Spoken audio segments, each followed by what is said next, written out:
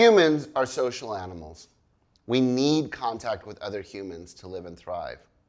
And over time, our species has developed patterns of connection between and among people and their communities. We call these our networks of interaction.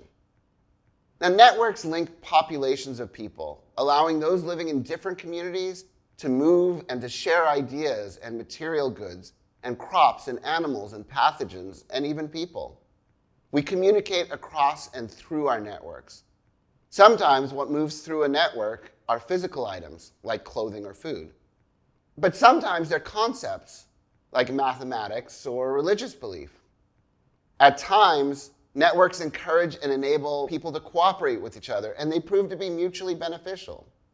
But at other times, networks cause competition and violence, and they allow for the spread of disease and decay. But for good or bad, progress or decline, human networks of interaction have been among the most enduring and significant features of our lives. And thus, they're a central factor in understanding historical change and how the present came to be. So developing a brief but big picture of major changes in human networks over our long history might help us as we study the human past, connect the past to the present, and face the future. How might we frame this story? Well, we might begin by pointing to the diverse world you'll encounter in Unit 2. In the year 1200, most people lived local lives. Other societies were often distant and different. But long-distance and regional networks did expand during this period. The Great Mongol Empire grew in the 13th century, enabling long-distance trade along the Silk Roads in Afro-Eurasia. Trade across the expanses of the Indian and Pacific Ocean began to link far-flung people together in networks of exchange. And in the Americas, overlapping regional trade networks moved luxury goods across vast distances. These larger Old World networks across Afro-Eurasia and the Americas meant that fewer and fewer people lived in isolation.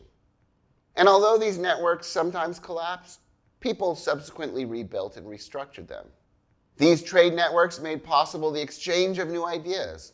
Technologies like the magnetic compass and the lateen sail and gunpowder traveled west from China and the Islamic world along trade routes. European navigators and rulers made use of these technologies to establish the first Transoceanic Connections in Unit 3, connecting these two separate intercontinental networks. Humans brought them together to form the first truly global networks of interaction. Now, this happened slowly at first, as the regions and communities of the world developed loose connections. Ideas, material, goods, and people could now move around the globe, but they did so quite slowly. But in the past 200 years, as you're going to see in Unit 5, new technologies such as newspapers and telegraphs and then telephones helped spread ideas rapidly. Steamships and trains moved people and goods faster and further than ever before. These innovations tightened up loose global networks, connecting more and more people and more communities, and allowing us to share more and more ideas. Some of these ideas have sparked revolutions that span borders and continents. Others have driven the nations of the world into colonial competition and global conflict. Now, it might seem from this narrative that networks have expanded in a smooth, straight line across the history of the last 800 years, but they didn't. Growing interconnection came with unexpected consequences. For example, the growth of long-distance trade networks in the Mongol Empire helped spread the bubonic plague. The 13th century Black Death pandemic killed up to 200 million people and temporarily shrank Afro-Eurasian networks. In the Americas, the arrival of European conquerors also brought new diseases like smallpox that killed up to 25 million indigenous Americans, shattering the regional trade networks that had once linked these societies. But despite these upheavals, the growth of networks has continued into the present. Today, the new global internet helps us to share ideas, plans, and news with millions of people almost instantaneously.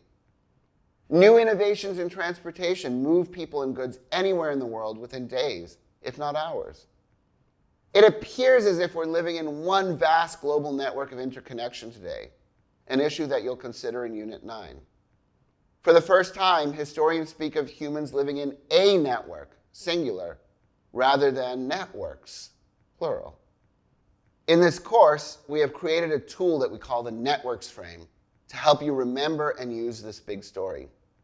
Use this frame to help you think about changes in the human past and to situate events in the present. Use it to think about how or if these increasingly rapid and complex networks have changed who we are.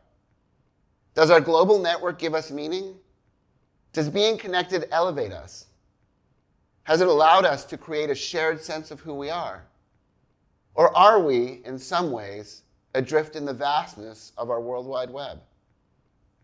Answering these questions requires us to understand how networks have shaped and been shaped by people across the global past. Understanding the history of networks, in turn, can help us to make sense of the world we live in today.